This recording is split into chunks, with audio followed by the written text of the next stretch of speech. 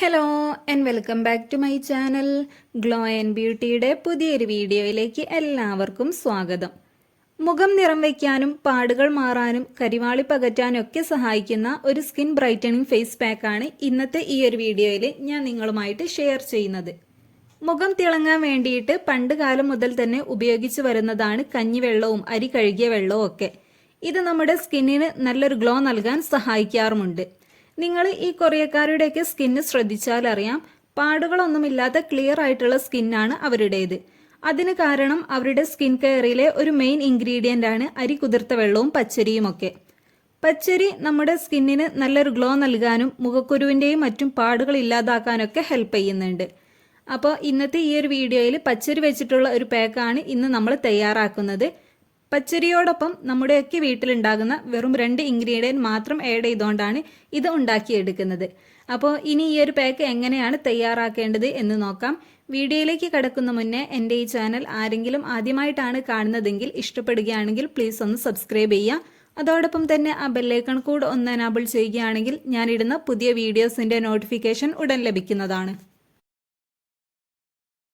ഈ ഒരു പാക്ക് തയ്യാറാക്കാനായിട്ട് ആദ്യം തന്നെ വേണ്ടത് ഒരു 2-3 സ്പൂണ് പച്ചരിയാണ്. പച്ചരി കഴുകി വൃത്തിയാക്കി എടുത്ത ശേഷം ആവശ്യത്തിന് വെള്ളവും, അതായത് അത് പൊങ്ങിക്കിടക്കുന്ന പാകത്തിന് വെള്ളം ഒഴിച്ച് ഒരു 2-3 മണിക്കൂർ അതൊന്ന് കുതിരാനായിട്ട് വെക്കണം. നമ്മുടെ സ്കിന്നിൻ്റെ ഒട്ടുമിക്ക പ്രോബ്ലം മാറിക്കിട്ടാൻ പറ്റിയിട്ടുള്ള നല്ലൊരു ഇൻഗ്രീഡിയൻ്റ് ആണ് പച്ചരി. പച്ചരി സ്കിന്നിന് നല്ല തിളക്കം നൽകാനും മൃദുത്വം നൽകാനും മുഖത്തുണ്ടാകുന്ന ചുളിവുകളും പാടുകളും ഒക്കെ ഇല്ലാതാക്കാൻ സഹായിക്കുന്നുണ്ട്. പിന്നെ ഇതിലെ ആൻറ്റി ഏജിങ് ഘടകങ്ങൾ പ്രധാനമായിട്ടും നമ്മുടെ ചർമ്മത്തിലെ ചുളിവുകൾ മാറ്റി നിറം നൽകാനും പിഗ്മെൻറ്റേഷൻ മാറിക്കിട്ടാനൊക്കെ നല്ല രീതിയിൽ ഹെൽപ്പ് ചെയ്യുന്നുണ്ട്.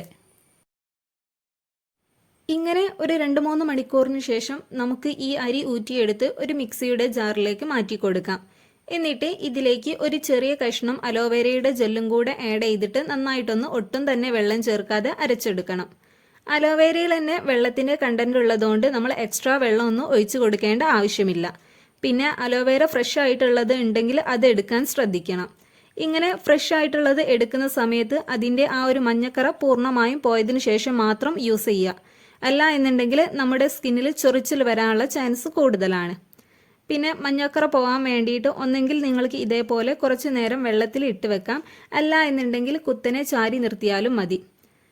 കറ്റാർവാഴ നമ്മുടെ സ്കിന്നിനെ ഹൈഡ്രേറ്റ് ചെയ്ത് വെക്കാനും അതേപോലെ തന്നെ മുഖക്കുരുവും പാടുകളും കുറയ്ക്കാനും സ്കിന്നിനെ മോയ്സ്ചറൈസ് ചെയ്ത് നിലനിർത്താനൊക്കെ സഹായിക്കുന്നുണ്ട്.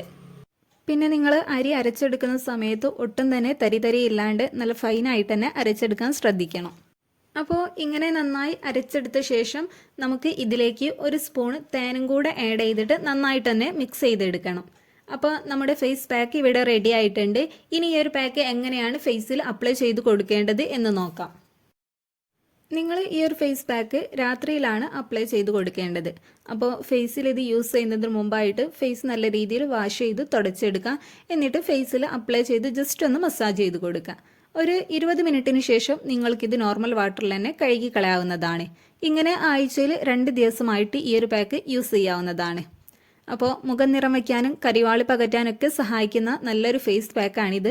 പിന്നെ നിങ്ങളിത് യൂസ് ചെയ്യുന്നതിന് മുമ്പായിട്ട് പാച്ച് ടെസ്റ്റ് നടത്തുക. കുഴപ്പമൊന്നുമില്ല എന്ന് ഉറപ്പുവരുത്തിയ ശേഷം മാത്രം ഫേസിൽ അപ്ലൈ ചെയ്ത് കൊടുക്കുക. അപ്പോൾ ഇന്നത്തെ വീഡിയോ നിങ്ങൾക്ക് യൂസ്ഫുൾ ആയെന്ന് വിചാരിക്കുന്നു. വീഡിയോ ഇഷ്ടമായ ലൈക്ക് ചെയ്യുക, ഷെയർ ചെയ്യുക, അതോടൊപ്പം തന്നെ നിങ്ങളുടെ അഭിപ്രായം കമൻറ്റ് ചെയ്യുക. താങ്ക്